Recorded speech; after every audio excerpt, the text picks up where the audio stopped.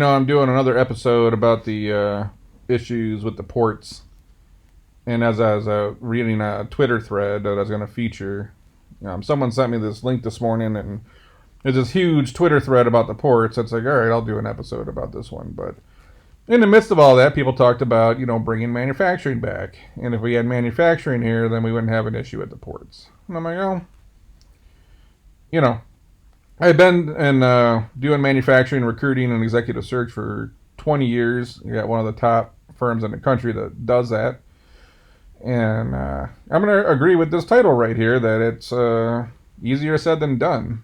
When you spend 20 years dealing with the employment side of the manufacturing industry, I can tell you how much has changed since the late 90s, for example. I started my career off in the tech world, and I seen the shift where people were going more into tech, finance type jobs, that type of stuff. Going less and less into manufacturing. And in fact, if you got pushed into college, you didn't want to go into manufacturing at all. You didn't want to work a production job. You didn't want to become a welder or fabricator. You didn't want to work with CNC tooling. You certainly didn't want to drive a high-low.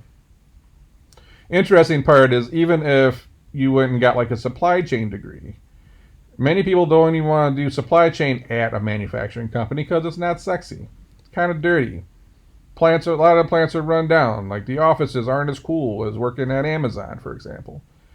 Why go work in the automotive world in supply chain when you can work in Amazon and they got cool offices and it's more tech-like and you got, it's not that easy to say just bring manufacturing back here. I was working on a book years ago called Manufacturing Prosperity, and I went and analyzed where a lot of the money in Metro Detroit came from, and it wasn't just from the automotive executives. A lot of that money came from the people that splintered off from manufacturing, large companies, and started their own. They went somewhere and they learned how to weld, and then they left to start a welding business. They went somewhere and they learned CNC tooling, and then they left and went and started their own tooling business. They went into robotics, and they left and they started their own business. Many of the people around here that have a lot of wealth, they learned and mastered a skill at somewhere like Ford or GM, Delphi, any of these other like tier 1, tier 2s. They went and mastered the craft, and then they went and started their own business. Now you go start a $5 million small business and you got 20% margin. Well, if you're smarter than a fifth grader, you can figure out that small margin alone is quite a bit of money, and it created a lot of wealth for people. And that's where I say we kind of manufactured prosperity, and we use manufacturing in two different ways. Like, we created the wealth, and we also did that wealth through manufacturing.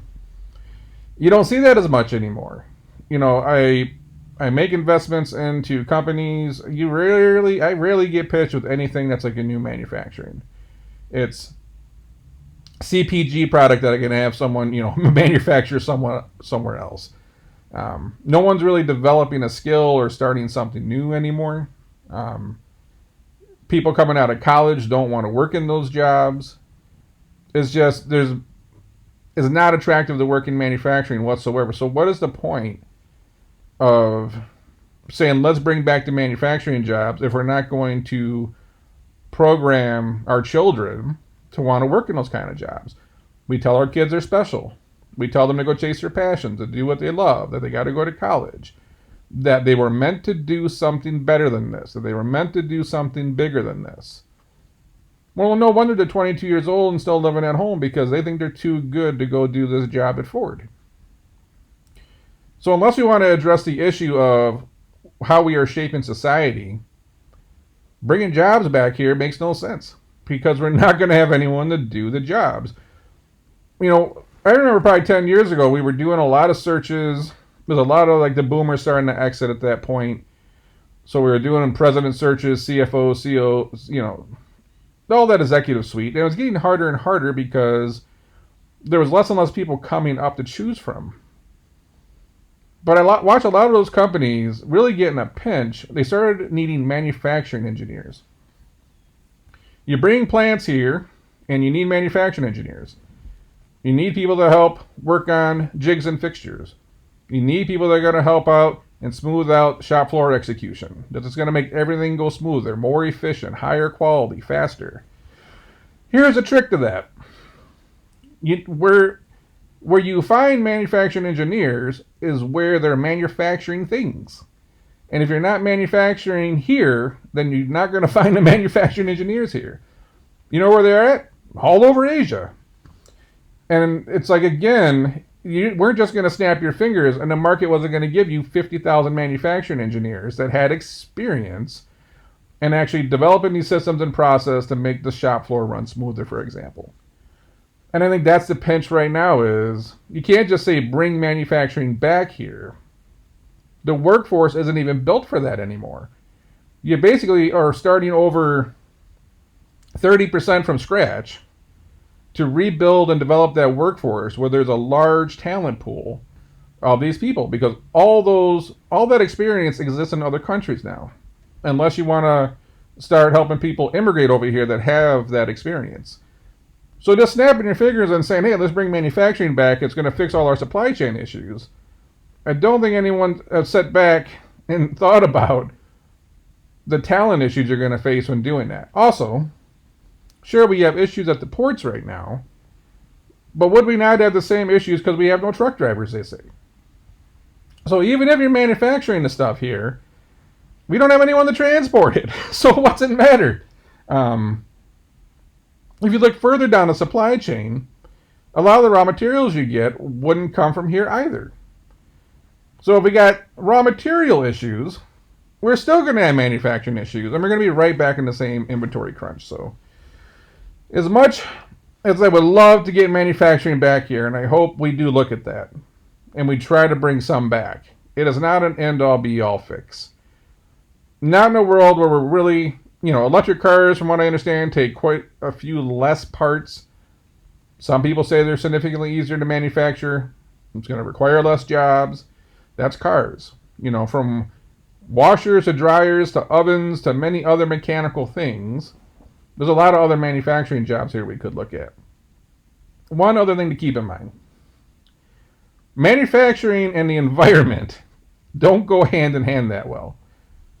And I remember reading somewhere or hearing somebody say the country's actually better off just allowing the other countries to do the manufacturing so we can have clean air and we can have clean water. Because if you bring manufacturing here, you're risking damaging our local environment more, or the cost to manufacture here and keep it clean is going to be so goddamn expensive it won't make sense for anybody. So there's so many things you need to look at here, from talent to supply chain issues to the environment, and say, okay, where in that matrix does it make sense to bring manufacturing back? I would love to get manufacturing back because giving the working class a great, well-paying job and a way out makes sense. You create more of those high-paying jobs. Everybody seems to win when we are producing something. How do you make that? You either got to make a steep investment in talent and kind of change the society's view on those jobs, and not everyone's going to go off to college, for example. On top of it, find out where you're going to bridge the gap between manufacturing and the environment. Manufacture 100% clean might happen one day. I just don't think we're there yet. And it's an ugly truth. Like a lot of the stuff that makes our life very convenient, a lot of us don't want to kind of phase how that stuff gets manufactured, and it's not great for the environment. But anyways, that's all I got for this one. I'm going to get this one posted. Keep an eye out for the one on the ports. Really interesting line of tweets this guy dumped out there. I'm going to go through line by line and see what he's talking about. But until then, I'm going to catch you on the next one.